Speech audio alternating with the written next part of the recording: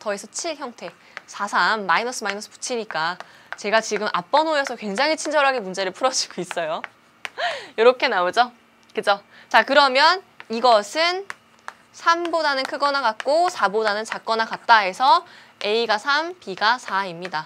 뺐을 때의 답은 1 이렇게 나오시면 되겠죠. 돼요? 자, 그럼 여기서 1로 가는 거 쉽게 지금 제가 이렇게 방향을 해야 되겠죠. 자, 이렇게 해서 이렇게 가는 거 쉽게 되시나요? 잘 알고 계세요? 이거는 기억을 꼭 하셨으면 좋겠습니다. 매우 중요한 내용 중에 하나였어요. 우리가 부등식 문제를 풀어낼 때요. 3보다는 자, 이렇게 두 개 있고 작다가 들어가 있으면 머릿속에 기억하셔야 되는 게 뭐냐면 사이에 끼워 넣어요. 답을. 근데 만약에 이렇게 있었다면요. 복습입니다. 이렇게 있었다면 어때요? 큰 것보다는 크거나 작은 것보다는 작거나 라고 했습니다. 근을 두고요. 매우 중요해요. 매우 중요합니다. 사실은 이렇게 났을 때는 원래 문제를 어떻게 풀어야 되냐면 곱해서 음수가 된다라는 뜻이죠. 부호가 플러스, 마이너스 또는 마이너스 플러스 이렇게 나눠가지고 문제를 풀으셔야 돼요. 풀어서 우리가 일반화 시켰더니 이 답이 나와 있는 거거든요. 이거는 그러니까 머릿속에 기억하고 계셔야 됩니다. 매번 이렇게 케이스를 나눠서 푸는 문제가 아니거든요. 단순하게 이렇게 기억하고 계시는 게 수능 때까지 연결이 돼야 되는 매우 중요한 문제입니다. 그리고 제가 하나 더 말씀드리고 싶었던 게 있었어요. 이런 문제 나올 때. 사실은 이런 모양이 많이 출제가 돼요. 수능 때까지. 뭐로 출제가 되냐면 답이 이렇게 나왔어요.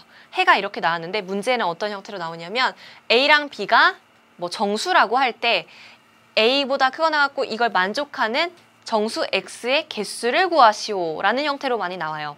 수능에서 이런 범위를 1번, 2번, 3번, 4번, 5번에 넣는 것보다는 개수라고 내는 게 아무래도 딱딱 떨어지는 자연수 형태가 되니까 보기가 더 좋죠. 그래서 마무리를 그렇게 짓는 경우들이 덜어 있습니다. 자, 그러면 A랑 B가 둘 다 정수라고 할 때 여기에 들어가는 정수의 개수 구하기 많이 쓰이거든요. 정수의 개수 몇 개?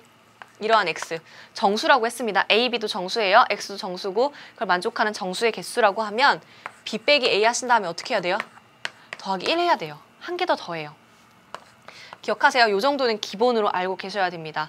어렸을 때 그 나무 심는 거 할 때처럼 있어요. 왜 끝자락에 있는 거 하나 더를 더해야 되는 거죠. 이게 잘 모르겠는 분들은요. 잘 안 떠올릴 때가 있어요. 그러면 이렇게 생각하세요. 빼는 것까지는 기억을 해요. 그럼 봐봐요. 1, 3 이런 거 넣어봐요. 그럼 몇 개 있어요? 우리 셀 때 1, 2, 3, 3개 나와야 되죠. 빼면 몇이에요? 2네. 그럼 어떻게 해야 되겠어요? 하나 더 하는 거네요. 하고 하시면 돼요. 괜찮은 그 추론 방법입니다, 여러분. 그러면 보너스로 자, 이렇게 되어 있으면 개수가 몇 개겠어요?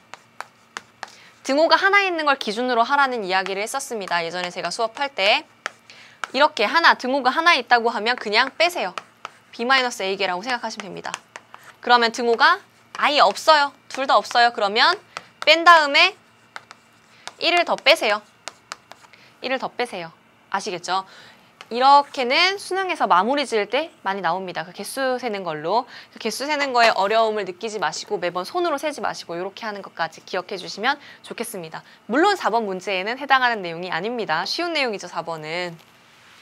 5번으로 넘어가 보겠습니다. 다음 문제입니다. 그죠? 사실은 1, 2, 3, 4에 비해서 이제 어때요? 난이도가 꼭 있어 보이죠? 그죠? 있어 보이지만 사실은 뭐가 있냐면 그냥 보기만 더 줬을 뿐이에요. 그 틀만. 이 문제의 난이도가 조금 더 올라가 보이는데 가장 쉬운 것 중에 하나가 뭐냐면 문제 길이를 바꿔